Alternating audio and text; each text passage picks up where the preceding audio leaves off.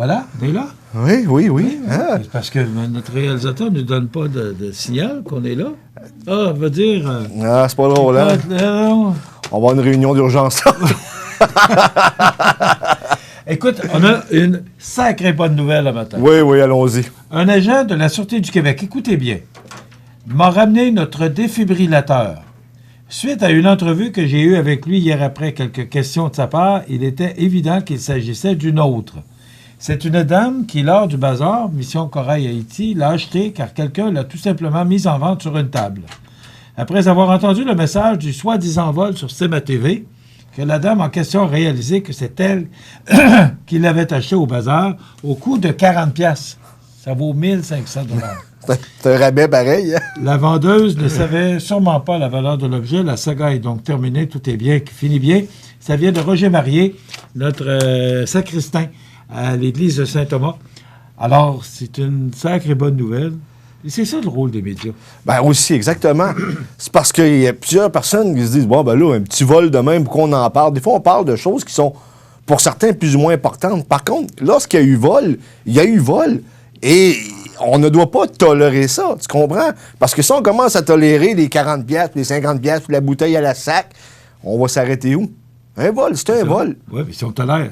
Ben, exactement. Oh, c'est pas grave, il tolère. Quand je m'en vais au magasin, moi, je prends mon argent et je la paye. Je paye ce que j'ai besoin. C'est ça. Et je pars l'esprit tranquille en passant.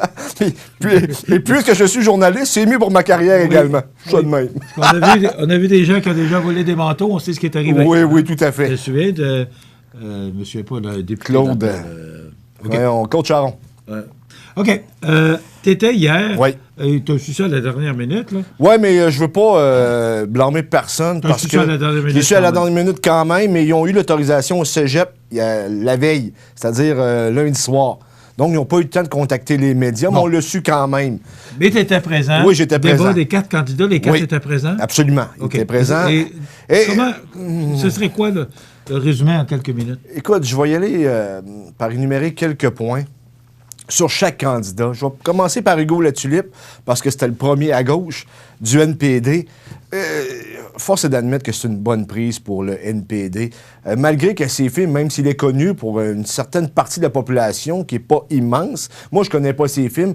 Par contre, il maîtrisait à merveille le discours pro-environnemental, si on veut.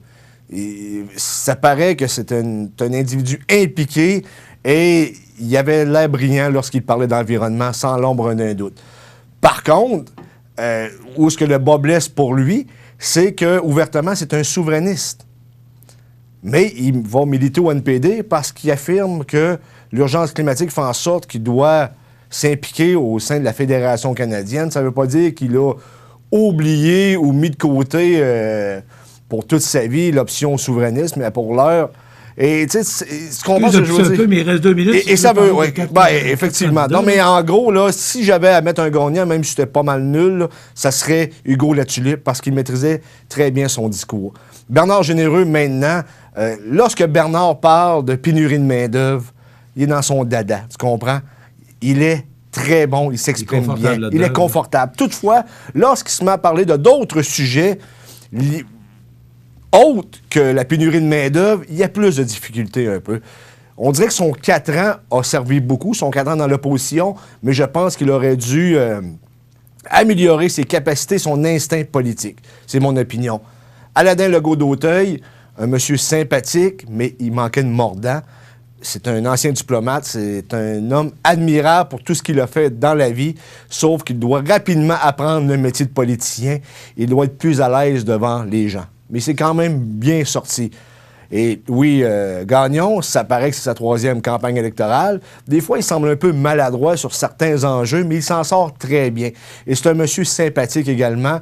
Et les gens n'ont pas le goût de lui dire des choses négatives parce que les gens ne se sentent pas menacés par lui.